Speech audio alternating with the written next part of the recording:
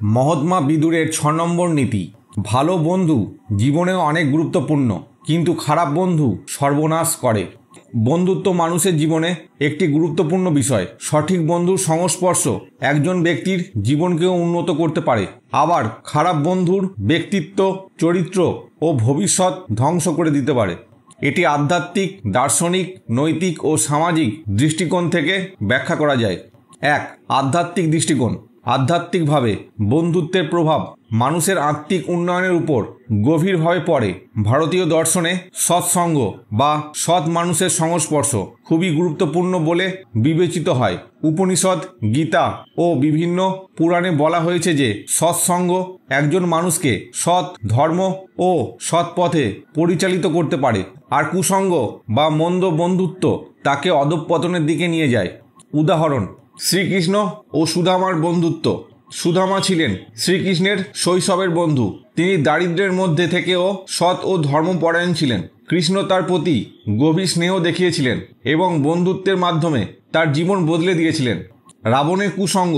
রাবণ যদি বিভীষণ বা অন্যান্য সৎ পরামর্শদাতার কথা শুনত, তবে তার পতন হতো না, কিন্তু সৎসঙ্গ, অহংকার ও লোভের কারণে সে ধ্বংস হয়েছিল। ২.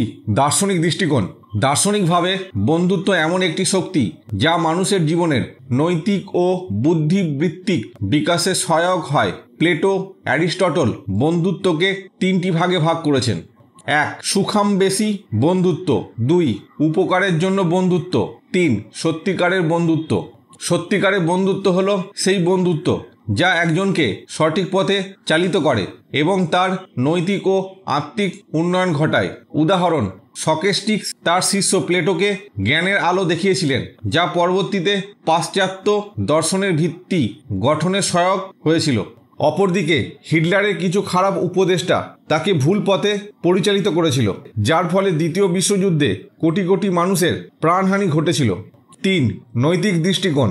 নৈতিকভাবে বন্ধুত্ব এমন হওয়া উচিত যা একজন মানুষকে সত্য, ন্যায় ও সৎ পথে চলতে উদ্বুদ্ধ করে।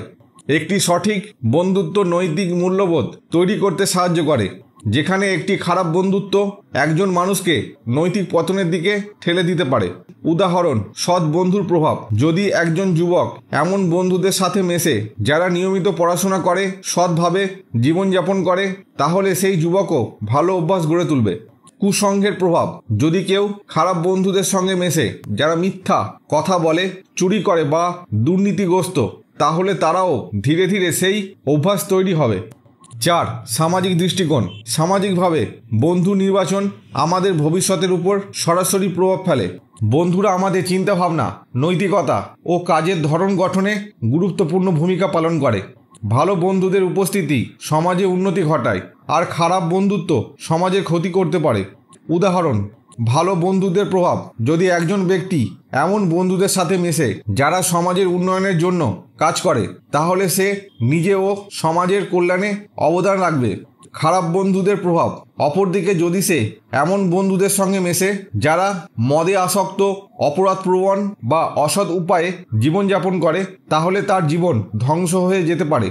বর্তমান জীবনে উদাহরণ: শিক্ষা ও কেরিয়ার। যদি একজন ছাত্র এমন বন্ধুদের সঙ্গে মেশে যারা সময় মতো পড়াশোনা করে এবং কেরিয়ারের প্রতি গুরুত্ব দেয়, তাহলে তারও ভালো ফলাফল আসবে।